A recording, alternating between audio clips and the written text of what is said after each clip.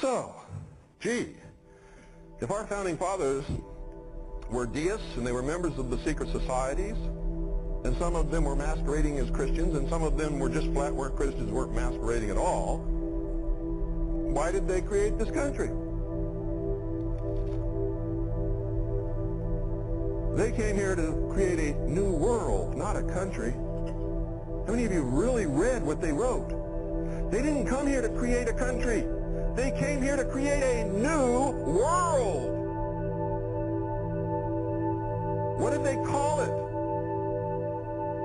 They called it the New World, didn't they?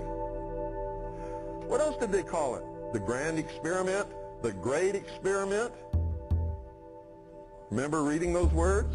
And just read right over them, didn't really understand what it meant? They came from a world that was oppressive, ruled by kings and queens and popes and prelates and bishops and lords and barons, who just because they didn't like the way you looked could chop you into quarters and throw you to the pigs if they wanted to, anytime they wanted to. And if you didn't believe the religion they wanted you to believe in, they'd burn you at the stake or torture you. In some way, make your life absolutely miserable. They came here to create a new world, free from all of that. But they knew that they could not be safe in the new world if the old world was the way that it was. How do you get rid of kings and queens and barons and lords and emperors and prelates and sultans and emirs? How do you do that?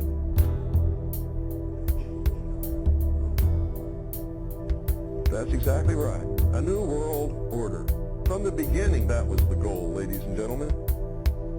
That's the absolute truth. From the very beginning, that was the goal. What do you think New World means? What do you think it means?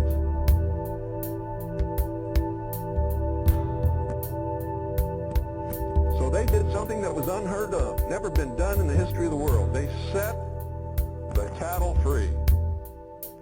They say, you're not really a serf. You're not really a slave. You're not really as dumb as they say you are. You're not really a bunch of cattle. Now you're free men. You got brains. We're even going to write this contract to guarantee your freedom. But we know you won't keep it because you're human. And they wrote about that, didn't they? Didn't they tell us all the ways that we would give it up? Didn't they write about it? Didn't they warn us over and over and over and over again in all of their writings? They knew we would give it up because we're human. And they were geniuses who understood human nature probably better than any single group of men that's ever lived throughout the history of the world. They understood it perfectly. What did Ben Franklin say when he came out of the Constitutional Convention after everything was signed, sealed, and delivered?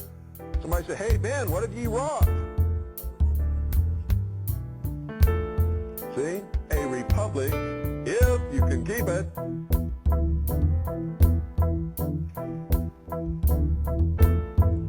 He knew.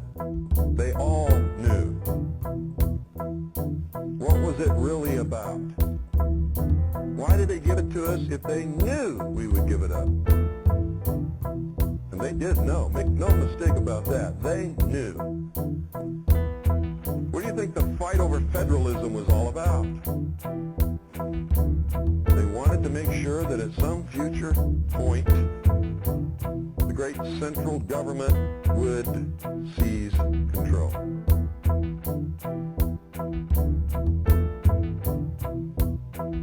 They even pretended to fight over this.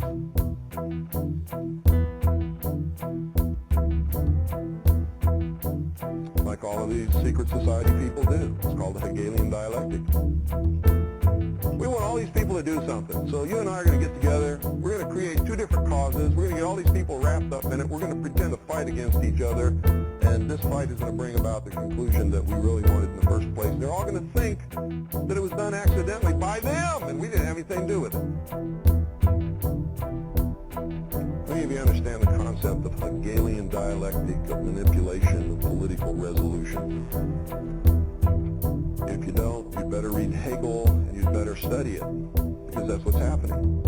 If you don't believe it, get out your dictionary. The Webster's Encyclopedic Unabridged Dictionary of the English Language defines fascism as, and I quote verbatim, one, period, sometimes capitalized, a governmental system led by a dictator having complete power, forcibly suppressing opposition and criticism, regimenting all industry, commerce, etc., and emphasizing an aggressive nationalism and often, but not always, racism.